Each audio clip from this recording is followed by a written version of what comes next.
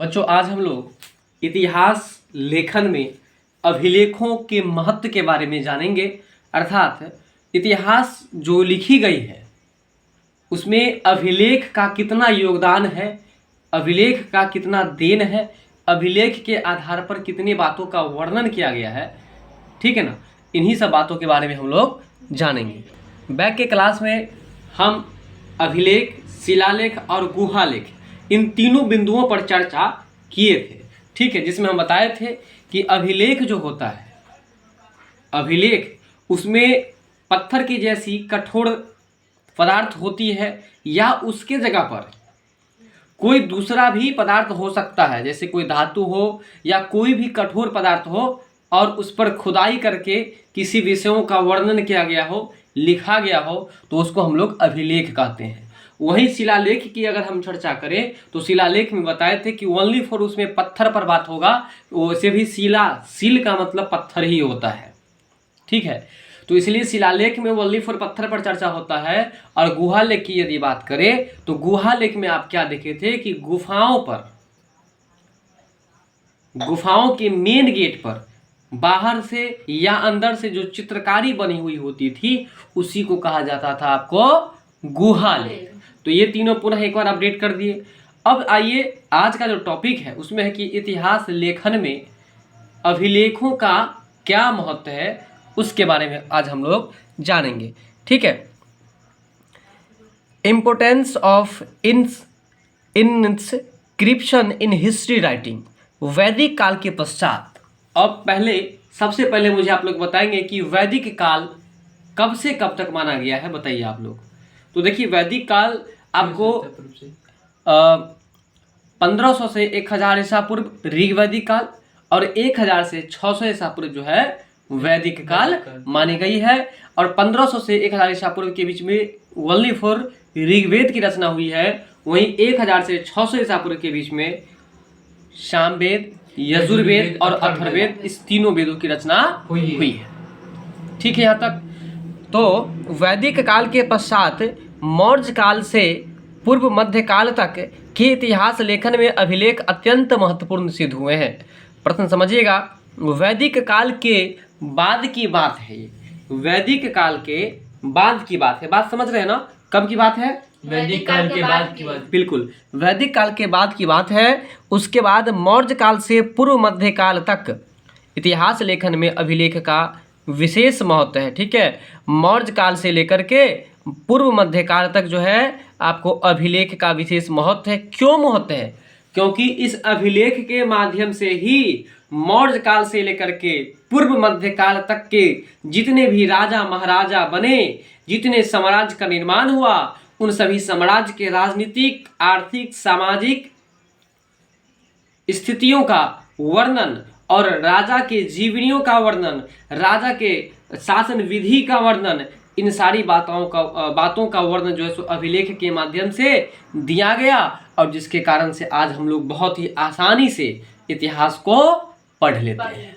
बात समझ रहे हैं? तो अब बताइए, जब इतने जानकारी को अभिलेख के माध्यम से दिया गया तो अभिलेख का महत्व होगा कि नहीं होगा? तो बिल्कुल होगा। होगा कि नहीं होगा? होगा। और इतिहास लेखन में अभिलेखों का जो महत्व है वह आपको क्यों है ये भी समझ गए। ठीक है, अब जो है आगे चलिए। हमें उन सभी राजाओं और अन्य लोगों के प्रति शुक्रगुजार होना चाहिए। कहने का मतलब, वो जो राजा सब अभिलेख खुदवाए थे तभी तो अपने सब जान लिए कि इस समय में इस तरह का शासन चल रहा था और यहाँ की शासन व्यवस्था इस तरह की थी और यहाँ की सामाजिक, राजनीतिक और आर्थिक स्थिति जो है इस तरह की थी। तो उस राजा को हम लोग, उस राजा का शुक्रगुजार होना चाहिए हम लोगों को, है उनको शुक्रिया अदा करना चाहिए। उसी को कहा गया शुक्रगुजार। उनके प्रति शुक्रगुजार होना चाहिए जिन्होंने अभिलेख खुदवा कर तत्युगीन, है ना, अभिलेख खुदवा कर तत्युगीन इतिहास को सुरक्षित करते हुए हम तक पहुंचाया। अभिलेख उन्हें कहा जाता है जो कि पाषाण, धातु या मिट्टी के बर्तनों आदि पर खुदे होते हैं। हम ये बात बैक की क्लास में भी चर्चा कर दिए थे, आज के स्टार्टिंग क्लास में भी चर्चा किए हैं कि अभिलेख के अंतर्गत केवल पत्थर ही नहीं, केवल लोहा ही नहीं और पत्थर और लोहे के जैसे मजबूत वस्तुओं पर जो खुदाया गया कोई टॉपिक होगा तो उसको हम लोग अभिलेख कह सकते हैं। और वही बात यहाँ पर क्लियर भी हो चुका है कि अभिलेख उन्हें कहा जाता है जो पाषाण, पाषाण का मतलब पत्थर, धातु या मिट्टी के बर्तनों पर, मिट्टी के बर्तनों को खोद करके जो बनाए गए होते हैं उसको हम लोग अभिलेख कहते हैं। तो ये अंतर याद रखिएगा आप लोग, ये 3 पॉइंट को याद रखिएगा, अभिलेख, शिलालेख और गुहालेख। ठीक है, तो अभिलेख में क्या सब आएगा? मुख्यतया पाषाण आएगा, धातु आएगा और मिट्टी के बर्तन आएंगे। ठीक है ना, यहाँ तक समझ में आ गया। इसके बाद है अभिलेखों में तत्युगीन शासक एवं उनके मातहत अपनी उपलब्धियां, विचार, क्रियाकलाप आदि लिखवाते थे। कहने का मतलब यह है कि जो है सो अभिलेख के माध्यम से राजा किस राजा पर विजय प्राप्त किए थे और किस राजा से हार गए थे, है ना, उनकी शासन की क्या अवधि थी, मतलब कि कब से कब तक शासन रही और उनकी क्या क्या उपलब्धियां रही, उनके कैसे विचार थे, उनका क्रियाकलाप कैसा था, इन सारी बातों की जानकारी अभिलेख खुदवा करके हम लोगों को उन समय की राजाओं के द्वारा दी गई, जिसके कारण से आज आसानी से हम लोग इतिहास को भली-भांति पढ़ लेते हैं। ठीक है, मौर्यकालीन प्राचीन महानतम सम्राट अशोक, याद रखिएगा महान सब राजा में नहीं लगा है।